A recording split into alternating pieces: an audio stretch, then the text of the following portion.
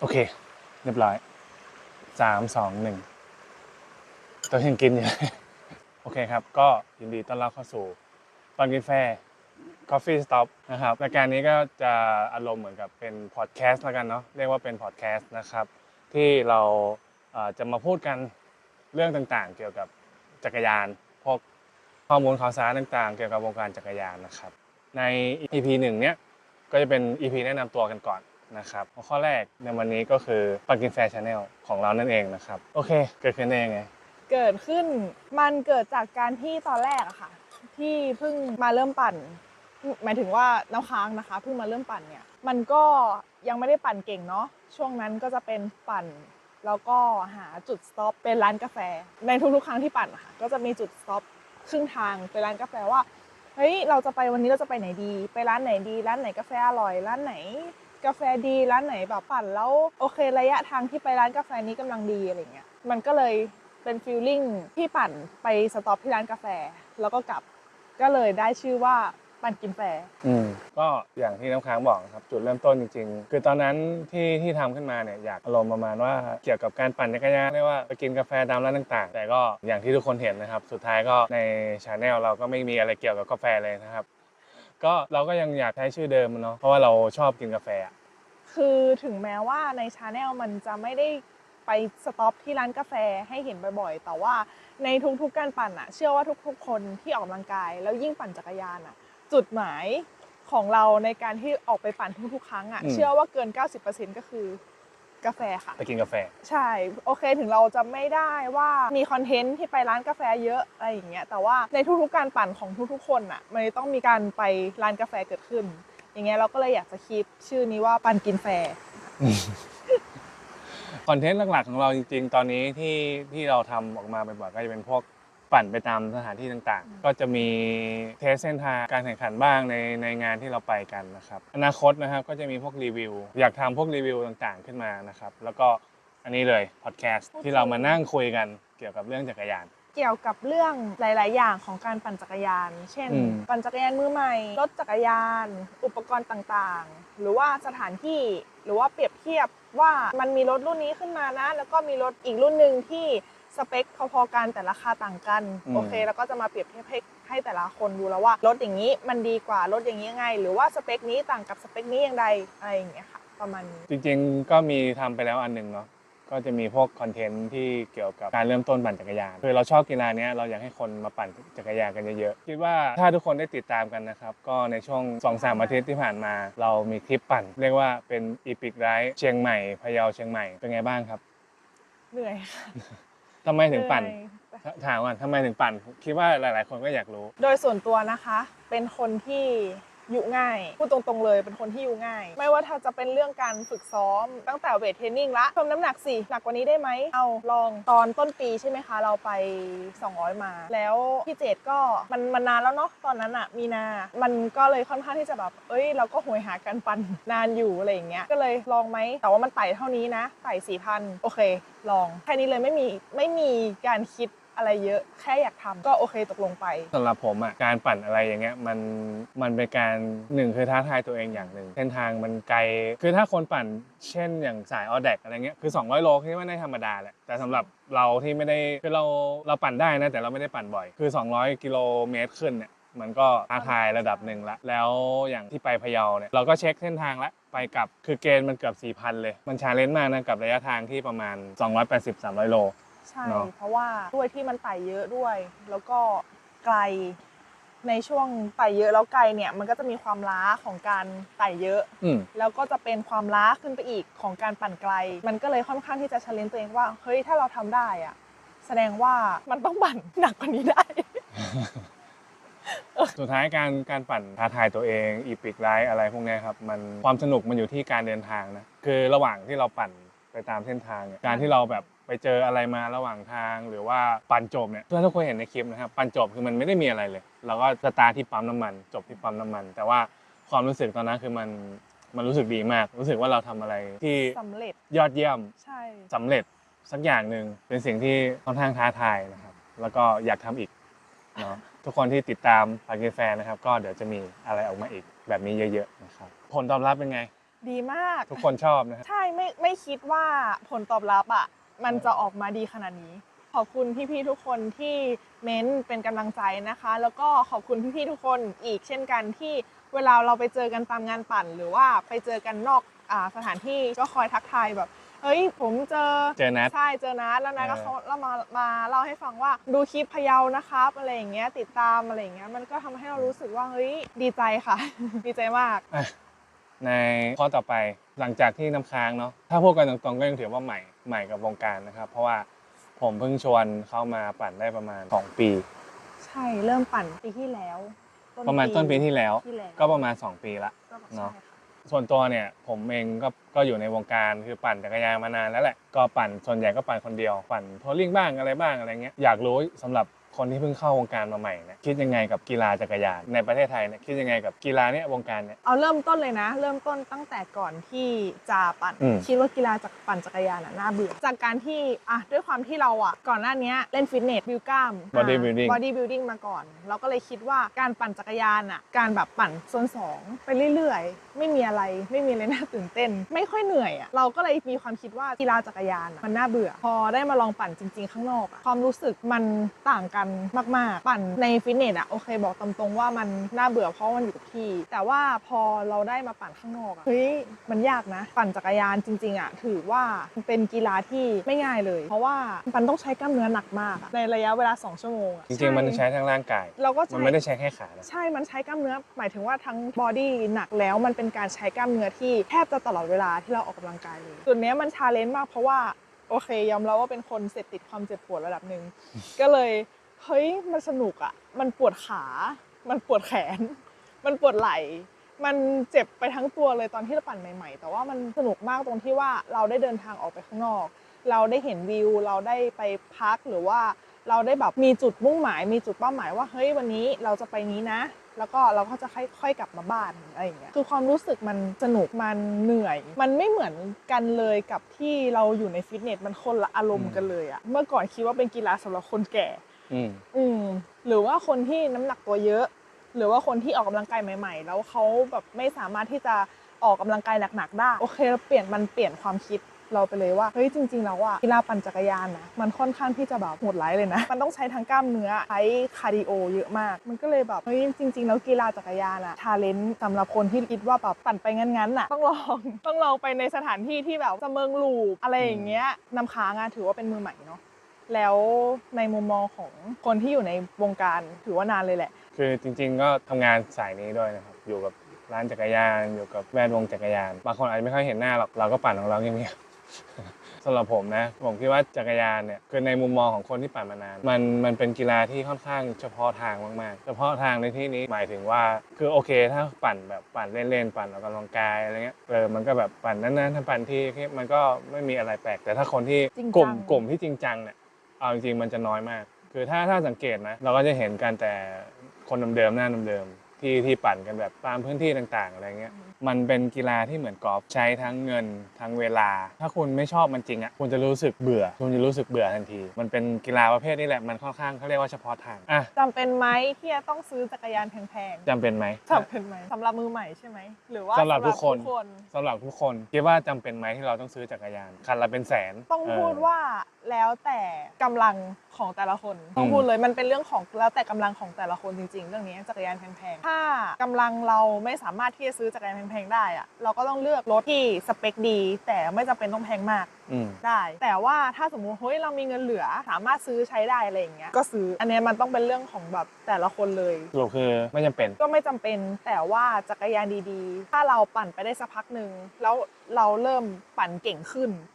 เราเริ่มปั่นดีขึ้นจักรยานดีๆมีผลที่จะช่วยทำให้เราperformance เราดีมากขึ้นอะไรเงี้ยอันนี้ก็ต้องพูดตรงๆว่าของแพงมันก็ต้องดีกว่าสำหรับผมนะผมคิดว่าจักรยานเนี่ยมันไม่จำเป็นต้องแพงคือถ้าพูดเลยถ้าถามว่าจำเป็นไหมกับไม่จำเป็นคิดว่าไม่จำเป็นต้องแพงรถดีๆราคาถูกมีเยอะแต่ต้องบอกว่ารถที่มันแพงเนี่ย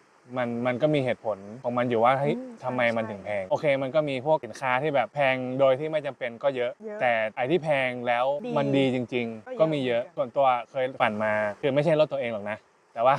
ก็เคยปั่นมาทั้งรถไม่แพงกับรถแพงเนี่ยยิ่งเราปั่น จริงจังกับมันแค่ไหนสมมติว่าเราไปแข่งอะไรเงี้ยทุกการตอบสนองของจักรยานมันจำเป็นกับคุณมากน้อยแค่ไหนเนี่ยรถแพงๆอ่ะคุณจะรู้สึกได้ทันทีแต่ถ้าคุณแค่ปั่นเพื่อออกกำลังกายปั่นเพื่อ enjoy กับกีฬารถแพงไม่จำเป็นเลยครับยิ่งคุณปั่นประมาณแบบ28-30 กิโลเมตร35 กิโลเมตรต่อชั่วโมงรถอะไรก็ปั่นได้ครับอยู่ที่เรามีความสม่ำเสมอกับกีฬานี้แค่ไหนแค่นั้นเองคือผมเห็นบ่อยเลยครับมีคุณลุงคุณป้าครับไม่ได้ใช้รถแพงเลยครับแต่ก็ปั่นกันตลอดคนพวกนี้แข็งแรงมากใช่แข็งแรงมาก30-35นี่คือสบายตลอดเลย30คนเร็วแค่นี้คือสบายมากสำหรับผมว่าคือถ้าปั่นแค่นี้รถอะไรก็ได้ขอให้เราสนุกกับกีฬาโอเคจักรยานกราเวลก็คิดว่าน่าจะเป็นประเด็นหรือว่าฮอตท็อปิกจักรยานกราเวลเนี่ยพูดถึงกันเยอะในไทยพูดถึงกันเยอะแต่ปั่นกันจริงๆแม่งแทบไม่มีเลย ก็ยังงงอยู่อยากรู้ว่าคิดยังไงในฐานะที่น้ำค้างเองก็ไปลองมาบ้างแล้วคิดว่ายังไงกับจักรยานประเภทนี้มันต้องชอบอ่ะมันแตกแขนงไปอีกหนึ่งทางของจักรยานมันก็ต้องใช้คำเดียวกันเลยว่ามันต้องชอบการที่ปั่นในทางที่มันไม่ใช่ถนนมันถ้าเกิดว่าใครที่ชอบความเร็วชอบปั่นเร็วๆชอบรถไบค์ชอบแบบ35-40อะไรเงี้ยกาเวลอ่ะอาจจะไม่ใช่ทางแต่มันสนุกในแบบของมันกาเวลอ่ะเราเข้าไปในทางแบบถนนขรุขระเนาะใช่ไหมเขาเรียกว่าถนนลูกรังถนนอะไรพวกนี้แล้วทีเนี้ยด้วยความที่มันเป็นถนนแบบนี้มันไม่สามารถปั่นเร็วได้อยู่แล้วแต่มันจะเอนจอยข้างทางคนละแบบกันเพราะว่าด้วยความที่มันต้องเข้าไปในป่าเข้าไปในทางที่แบบเป็นธรรมชาติอะไรเงี้ยการปั่น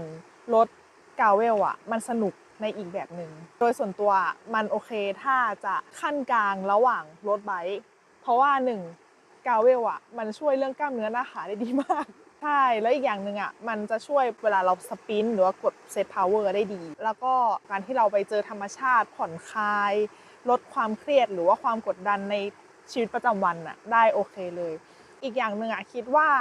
กาเวลมันคล่องตัวกว่าเสือภูเขาในทางที่คล้ายๆกันต้องใช้คำว่าคล้ายๆเพราะว่ามันก็คงไม่ได้ใช้บนทางเสือภูเขาเลยอะไรเงี้ยด้วยความที่มันมีความคล่องตัวเหมือนสมอบแต่ว่ามันสามารถเข้าไปในทางที่มันเกือบจะเป็นเสือภูเขาได้เพราะว่าด้วยล้อมันใหญ่เนาะยางมันใหญ่แล้วมันมีดอกสมอบปกติใช่แต่ว่าสมอบปกติเวลาเราไปปั่นอะตอนที่ไปปั่นมันก็จะมีทางขึ้นและลงอะไรเงี้ยมันค่อนข้างที่จะคอนโทรลได้แบบคอนโทรลได้ดีโดยส่วนตัวคิดว่าคอนโทรลได้ดีกว่าแฮนด์เสือภูเขาเพราะว่าคิดว่าน่าจะชินกับแฮนด์เสือหมอบไปแล้วใช่มันเป็นมุมมองจากคนที่ปั่นเสือหมอบอย่างเดียวแล้วไปลองเสือภูเขาแล้วก็ไปลองกาเวลคนที่ปั่นเสือหมอบเป็นแฮนด์ดรอปก็เราก็จะชินกับการปั่นแบบแฮนด์ดรอปใช่มันกลายเป็นว่าเราไม่ชินกับการปั่นแฮนด์ตรงทั้งที่แฮนด์ตรงมันค่อนข้างที่จะมั่นคงกว่าแฮนด์ตรงมันคอนโทรลง่ายกว่าใช่แต่ว่าเรารู้สึกว่าแฮนด์ดรอปอ่ะมันคอนโทรลได้ง่ายกว่าเพราะฉะนั้นเนี่ยเวลาดาวฮิลอ่ะมันสนุกมากเพราะว่าชินไงจริงๆสำหรับผมนะถ้าในไทยอ่ะคือถ้าพูดถึงคำว่ากราเวลในไทยมันไม่มีใช่ในไทยมันไม่มีกราเวลไม่มีถนนกราเวลครับในไทยคือมันเป็นทางเสือภูเขามันเป็นทางเทรลมันเป็นทางที่เราปั่นขึ้นไปบนดอยไปเส้นทางที่ทุรกันดารใช่คือถามว่ามันสนุกไหมมันก็สนุกนะแต่ว่าคือทีเนี้ยพอมันเป็นทางที่มันยากแบบเนี้ยการใช้เสือภูเขาอ่ะมันง่ายกว่าใช่มันง่ายกว่าทั้งเรื่องของการคอนโทรลการขึ้นลงทางแบบนี้โดยเฉพาะดาวน์ฮิลถ้าเราใช้เสือภูเขาเนี่ยบอกเลยว่าคอนโทรลง่ายกว่าเยอะแต่อย่างน้ำพังเองอาจจะเพราะเขาชินกับแฮนด์สมอลมากกว่าเนาะเพราะว่าแฮนด์รถกราเวลมันก็คล้ายๆกันแค่มันกว้างกว่านิดหน่อยจริงๆแล้วมันแล้วแต่ความถนัดของแต่ละคนมันแล้วแต่ความถนัดถ้าดูจากตามกลุ่มต่างๆเนี่ยก็คนสนใจค่อนข้างเยอะนะครับคนสนใจค่อนข้างเยอะแหละแต่ทีเนี้ยในมุมมองของผมเองคือยังคิดว่าจักรยานกราเวลมันเป็นจักรยานคันที่2มันไม่ใช่จักรยานคันแรกมันอาจจะเป็นจักรยานคันที่2ของคนที่ปั่นเสือหมอบอยู่แล้วหรือว่าคนที่ปั่นเสือภูเขาแต่อยากได้จักรยานอีกคันหนึ่งที่มันปั่นบนถนนก็ได้มันปั่นถนนเร็วกว่ารถเสือภูเขาใช่เพราะว่ายางมันไม่ได้ใหญ่เท่าแล้วก็เรื่องแอโรไดนามิกเรื่องน้ำหนักรถที่เบากว่ายังไงรถกราเวลก็เบากว่าเสือภูเขาเนาะมันอาจจะหนักกว่าเสือหมอบนิดหน่อยแต่มันก็เบากว่าเสือภูเขามันจะเป็นรถคันที่2มากกว่าซึ่งการซื้อรถคันที่2เนี่ยคือแน่นอนปัจจัยก็อยู่ที่เงินแล้วทีเนี้ยจักรยานกราเวลในไทยอ่ะราคาถูกๆมันยังมีไม่เยอะผมคิดว่านะที่เรายังเห็นคนใช้กราเวลไม่เยอะเนี่ยเพราะว่าราคารถด้วยแหละ ราคารถด้วยแหละราคาที่เข้าถึงสำหรับคนกลุ่มใหญ่อะมันยังมีน้อยก็เลยเห็นส่วนมากก็ยังใช้เสือภูเขาราคา10,000 กว่าบาทอะไรเงี้ยมันก็ลุยทางกราเวลได้แล้วใช่ทางกราเวลหมายถึงว่าทางที่ปั่นกันในไทยนะก็รอดูครับตลาดมันก็กำลังมาเรื่อยๆนะหวังว่าเราจะเห็นจักรยานกราเวลที่ราคาซอฟต์ลงกว่านี้อีกสักนิดนึงนะครับเพราะว่าส่วนตัวผมเองก็ชอบเพราะว่ามันสามารถเอาไปทำพวกไบค์แพ็คกิ้งซึ่งไบค์แพ็คกิ้งหรือว่าการทัวริ่งแบบเบาๆที่ไม่ได้ขนของหนักเกินไปการใช้จักรยานกราเวลมันปั่นสบายกว่าเพราะว่าหนึ่งคือเราไม่ได้ปั่นเร็วไงคือเราปั่นช้าเราไม่จำเป็นต้องขี่รถซิ่งแล้วยางที่ใหญ่ขึ้นตัวองศาของรถเองที่มันนั่งสบายกว่าเสือหมอบเนาะมันไม่ได้ก้มมากมันเหมาะกว่ามันเป็นคันที่2ที่ใช้สำหรับ enjoy ในการเดินทางเรามีเสือหมอบคันแรกไว้เพื่อ enjoy กับรถแข่งเรามีรถแข่งเนี่ยเพื่อ enjoy กับความเร็วenjoy กับการไต่เขาแต่คันที่2เนี่ยที่มองไว้ว่ามันควรจะเป็น gravel เนี่ยมีไว้เพื่อใช้เดินทางไปที่ไกลๆอะไรเงี้ยหัวข้อถัดไปจักรยานไฟฟ้าในประเทศไทยคิดว่าเหมาะกับใครคิดว่าเหมาะกับในความคิดเห็นนี้อาจจะเหมาะกับคนที่อยากปั่นกับกลุ่มแล้วกลุ่มปั่นเร็วแล้วไม่ได้มีแรงขนาดนั้นเช่นคนสูงอายุคนที่แบบว่าอยากไปที่แบบชาเลนจ์ตัวเองแต่แบบมันไม่มีแรงจริงๆอ่ะเช่นแบบขึ้นเขาอะไรอย่างเงี้ยที่เขาไม่สามารถที่จะใช้จักรยานที่แบบใช้แรงตัวเองได้100%ในการขึ้นอะไรอย่างเงี้ยหรือว่าจริงๆแล้วมันใช้ในการที่แบบเดินทางในชีวิตประจำวันเดินทางไปทำงานเดินทางไปจ่ายตลาดแล้วก็ไม่อยากจะใช้รถยนต์หรือว่าใช้มอเตอร์ไซค์อะไรอย่างเงี้ยเพราะว่าจริงๆจักรยานไฟฟ้ามันก็อย่างที่ว่าด้วยความที่มันเป็นไฟฟ้าเนาะมันก็ลดการใช้น้ำมันใช่ที่อยากพูดถึงจักรยานไฟฟ้าเนาะเพราะว่าคือตอนนี้มันราคามันเริ่มถูกลงคือก่อนหน้านี้ด้วยภาษีหรืออะไรก็ตามถ้าเป็นจักรยานไฟฟ้าจากแบรนด์เป็นพวกแบรนด์ต่างๆแบรนด์ใหญ่อะไรเงี้ยมันจะแพงนำเข้ามาทีก็ส่วนมากก็ราคาเป็นแสนอะไรเงี้ยซึ่งมันแพงไปหน่อย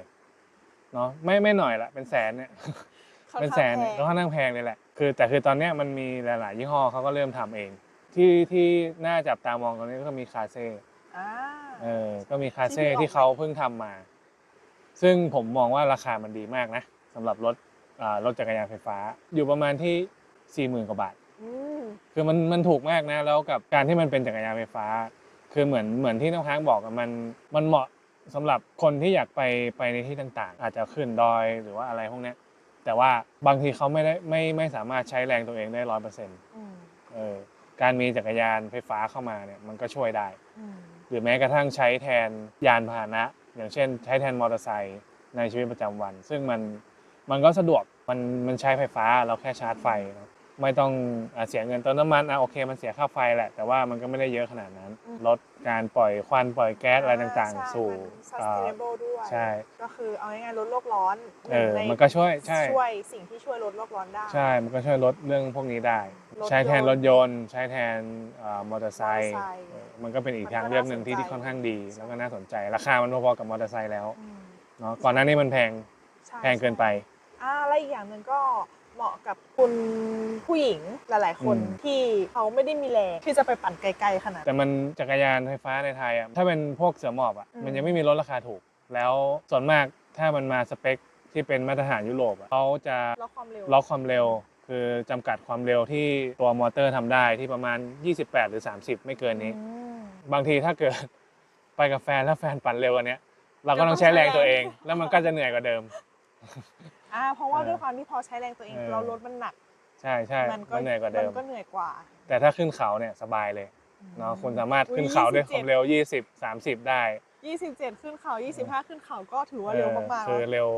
ร็วมากเลยก็ดีครับเป็นเรื่องของอนาคตมาพูดถึงช่วงนี้ก็มีจักรยานมีเฟรมออกมาใหม่เยอะไม่พูดถึงไม่ได้ก็เป็นคาเซ่ไฮยาเต้คานอน XR ในฐานะที่น้ำค้างเคยใช้มาก่อนตัวคานอน XR เป็นตัวเก่าตัวแรกๆอะไรตัวแรกเคยใช้มาก่อนจริงๆถ้าจำไม่ผิดคือมันเป็นตัวเดียวกันแต่แค่เปลี่ยนคาร์บอนใช่ก็คือการออกแบบเหมือนกันเลยใช่องศา geometry ต่างๆเหมือนกันใช้แผ่นคาร์บอน ที่ 1,100 จากโทเรกาประเทศญี่ปุ่น ชนิดพรีเพ็กเป็นวัสดุคอมโพสิตทำจากผ้าคาร์บอนนำไปชุบเรซินในอัตราส่วนที่เหมาะสม ตัวเนี้ยเขาก็จะมีน้ำหนักเบาลง น้ำหนักอยู่ที่ถ้าเป็นตัวเฟรม 970 กรัมเนาะสำหรับไซส์ 52 ไซส์ 46 อยู่ที่ 890 กรัมสำหรับตัวเฟรมนะ ถือว่าเบา ตัวเฟรมก็ถือว่าเบาลงกว่าเดิม ใช่เบาลงกว่าตัวเก่า เพราะว่าจากที่เคยใช้แค่ประมาณ 2 อาทิตย์เฟรม เกิน เกินเหรอ เกินเดือนหลายเดือน เลยเหรอโอเค ใช้ตั้งหลายเดือน จำไม่ได้อะ จากที่เคยใช้คิดว่า จากที่เคยใช้ เฟรมตัวนี้เป็นไง เฟรมดีสตีฟดีแล้วก็ขึ้นเขาดี แต่ว่ามันมีข้อเสียตรงที่ว่ามันหนัก น้ำหนักเยอะ น้ำหนักเยอะ เออ ใช่ตอนประกอบครั้งแรกก็คือ 9 โล แล้วก็หลังจากนั้นก็ค่อยๆไล่เบามาเรื่อย คือเท่าที่ดูตอนนั้นนะเฟรมกับตะเกียบ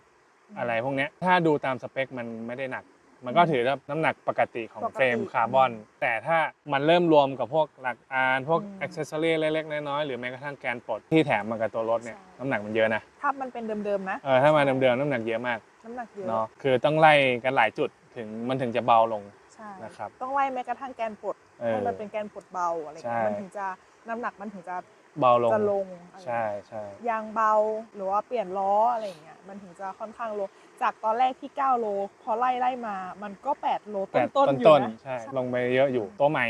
นะครับ ตัวนี้ก็สนนราคาอยู่ที่ 38,500 บาท แพงกว่าเดิมประมาณ 10,000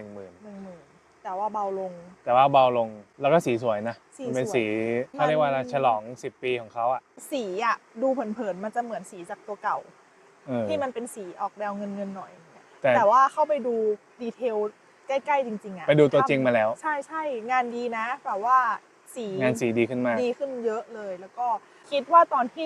กระทบแสงอ่ะมันน่าจะมี อืม ความวิบวับเพราะว่า อืม ในตัวเฟรมมันไม่ใช่เป็นสีแบบสีล้วนอะไรอย่างเงี้ยมันมีความมีกลิตเตอร์ อืม เบาๆอยู่ในนั้น ถ้าให้ผมเดานะ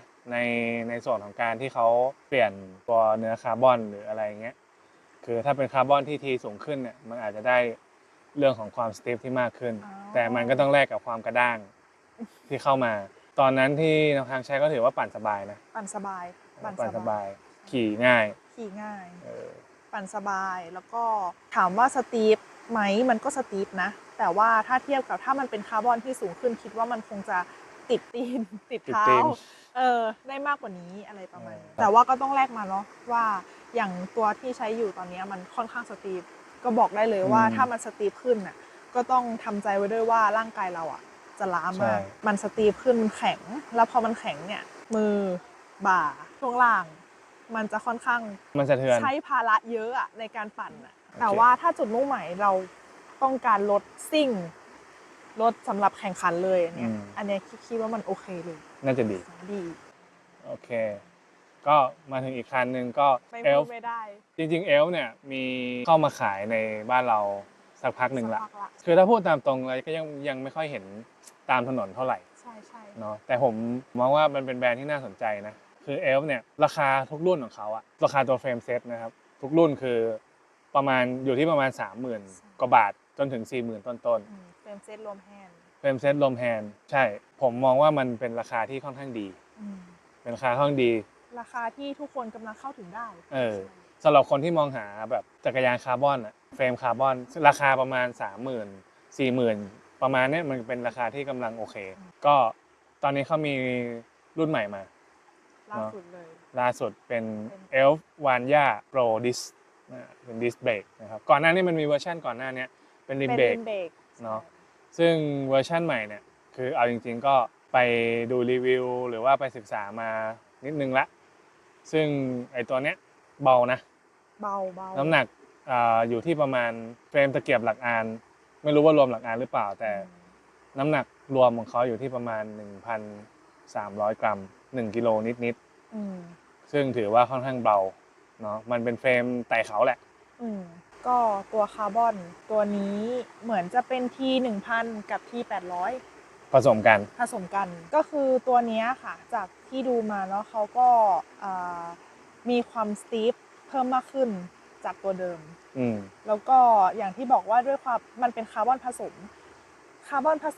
กับคาร์บอนล้วนอย่างเงี้ยมันต่างกัน คาร์บอนผสมกับคาร์บอนล้วนคาร์บอนผสมมันสามารถเราอยากทำให้จุดตรงเนี้ยของตัวจักรยานมัน แข็ง โอเค มันสติฟมันตอบสนอง อืม ดีมากกับอีกส่วนนี้อาจจะเป็นให้ความนุ่มนวลหรือว่า อืม มีการให้ตัวได้มากกว่าอีกจุดหนึ่ง อืม มันขึ้นอยู่กับการดีไซน์ด้วย ดีไซน์ของเขา เนาะบางทีเขาก็คือผสมเนี่ยไม่ได้เอามารวมกันนะไม่ได้เอามาสานรวมกันหมายถึงว่าบางจุดใช้ทีบางจุดใช้ที 1,000 บางจุดใช้ที800อะไรประมาณเนี้ย โเค อันนี้คือที่เขาบอกว่าคาร์บอนผสมกัน อ๋อโอเคมันเป็นผสมแบบนี้ แต่ละส่วนมันความแข็งมันไม่เท่ากัน อ่า อย่างเช่นพวกกะโหลกอย่างเงี้ยส่วนมากเขาจะทำให้มันสติฟมากตรงแถวบริเวณกะโหลก อืม แล้วก็ตรงที่ท่อคอ อ่า คอรถเพราะว่าการที่ตรงจุดเนี้ยคือการทำให้พวกเนี้ยสติฟมากมันทำให้เราเวลาคอนโทรลรถมันคม อืม เวลาเลี้ยวเวลาบังคับอะไรเงี้ยมันคม มันนิ่ง มันคอนโทรล ขึ้น ง่าย อืม มันนิ่งใช่ แต่มันก็จะทดแทนไปในส่วนของความนุ่มนวลเนาะ ที่มันหายไป เนื่องจากมันสติฟมันแข็งบริเวณคอกพิทก็จะอาจจะมีสะเทือนนิดหน่อย อ่ะ ไอ้เรื่องพวกนี้มันชดเชยได้ด้วยยาง อืม ยางดีก็นุ่ม หรือว่าใส่ยางใหญ่ขึ้น เออ สัก28 เนอะก็ดูดีครับรุ่นนี้เนาะเอลวานย่า อีกอย่างหนึ่งเขาเคลมมาว่าสำหรับโปรคลัมเบอร์แล้วก็ใช้สำหรับเพื่อการแข่งขันโดยเฉพาะ อืม ใช่ตรงส่วนเนี้ยด้วยความที่มันเป็นโปรคลัมเบอร์แล้วก็เป็นการแข่งขันโดยเฉพาะ รุ่นเนี้ยคอมันอะสแต็กมันจะต่ำกว่าทุกรุ่น กลมเยอะ ก้มเยอะขึ้น ก่อนที่จะตัดซางก็อาจจะต้องวัดดูก่อน เพื่อความชัวร์ พวกชอบตัดซางกดเนี่ยก็ อาจจะ เช็คดีๆ ต้องเช็คก่อนใช่เพราะมันต่ำกว่าปกติ ใช่ เอลอ่ะเขามีจุดเด่นก็คือเขาสามารถคัสตอมสีได้แล้วสีเขาอ่ะสวย สีสวย สีสวยคัสตอมได้ เคยเห็นรถตัวจริงมาแล้วทำงานสีค่อนข้างดีแหละ ใช่ใช่งานสีออกมาโอเคเลย แล้วก็ตัวเฟรมอ่ะเท่าที่ไปดูมาเท่าที่เห็นมาก็ อืม สวย แล้วก็ในราคาที่มันโอเคเลยนะในการที่เราจะสามารถคัสตอมสีในราคาประมาณ 30,000 40,000 ซึ่งมันค่อนข้างหายากมากๆในราคาเนี้ยแล้วเราสามารถเลือกสีให้มันตรงกับที่เราต้องการได้ ถ้าเป็นแบรนด์อื่นเนี่ยแสนขึ้นแสน200,000เป็นเฟรมที่น่าสนใจนะครับ ใช่ แล้วก็อีกอย่างหนึ่งที่รู้มาคือ geometry หรือว่าองศาของรถต่างๆเนี่ยค่อนข้างใกล้เคียงกับ Specialized SL8 ถ้าใครที่ชอบซิ่ง แต่ว่ามีงบประมาณที่จำกัดตัวนี้ก็เป็นอีกทางเรื่องหนึ่งที่น่าสนใจ ต้องบอกก่อนว่าเราไม่ได้ค่าโฆษณาใดๆทั้งสิ้นครับ เราแค่เห็นว่ามันน่าสนใจก็เลยเอามาคุยกัน ใช่ใช่ นะครับ จริงๆอ่ะมันน่าสนใจเพราะว่าพี่เจตบอกว่าคือมันองศามันคล้ายกับ SL8 เพราะฉะนั้น น้ำหนักเบาด้วยอาจจะหนักกว่า S8 นิดหน่อย แต่คือแทบจะเบาเท่ากันเลย ใช่ทีเนี้ยมันก็เหมาะสำหรับคนที่อยากได้รถดีๆ แต่ว่าไม่ได้แพงมากขนาด SL8 เรา ไม่ ก็ ได้ ต้อง แพง บอกว่า เกินไป ตรงๆว่า SL8 มันก็ค่อนข้างที่จะสูง 200,000 กว่า ใช่ 200,000 กว่าคุณสามารถซื้อเอลฟ์ได้ประมาณ 4-5 เฟรมเลยนะ ใช่ทีเนี้ยพอถ้าเกิดว่าเราอ่ะได้เฟรมที่สเปคคล้ายกันเราต้องบอกว่าคล้ายกันเนาะแล้วมันสเปคค่อนข้างที่จะโอเคกับราคาอย่างเงี้ยเราก็สามารถเหลือเงิน ในตรงส่วนนั้นไปใส่กับพวกล้อ อุป หาก รณ์ ล้อดีๆ ล้อ แฮนด์ ดีๆ อุปกรณ์ หว่า ต่างๆ เกียร์ พวกชุดเกียร์ที่มันเป็นแบบดีขึ้นอะไรอย่างเงี้ อื ย ม คิดว่าเราก็น่าจะกดน้ำหนักลงได้ค่อนข้างเยอะทีเดียว ใช่ใช่มีความประกอบมาแล้ว น้ำหนักค่อนข้างดี ที่เห็นพี่เขาไปปั่นถือว่ารถโอเคเลยนะ ถ้าสนใจก็ดูกันได้นะครับ ใน Google Shopee มีขายนะครับ ไม่ได้ค่าโฆษณานะ แต่ว่าส่วนตัวก็ชอบรุ่นนี้นะครับ ก็จบไปแล้วสำหรับพอดแคสต์ ครั้งแรก EP 1 นะครับ ก็อาจจะมีตะกุกตะกักบ้างนะครับ ครั้งแรกเนาะวันนี้ขอบคุณสถานที่นะครับ มาถ่ายกันที่ Take a Walk หรือว่าเตลแอล ร้านเตี๋ยว นะครับ อยู่บริเวณแถวดอยสะเก็ดเนาะใครที่สนใจก็มาเที่ยวได้นะครับบรรยากาศดีกาแฟอร่อย ครับผม ร่มรื่นค่ะแล้วก็ในหัวข้อต่างๆนะคะ ถ้ามีพี่ๆเพื่อนๆท่านไหนมีความคิดเห็นเพิ่มเติม หรือว่ารายละเอียดเพิ่มเติมยังไงอย่างเงี้ยค่ะ สามารถพิมพ์เข้ามาพูดคุยกันได้ใต้คลิปเลยนะคะ Coffee Stop Podcast นะครับ คราวนี้ก็ Coffee Stop จริงๆค่ะ ฝากติดตาม ไลค์กดแชร์เป็นกำลังใจให้เราด้วยนะคะ เจอกันใหม่ บ๊าย ครับ บายแล้วเจอกันใหม่คลิปหน้าค่ะ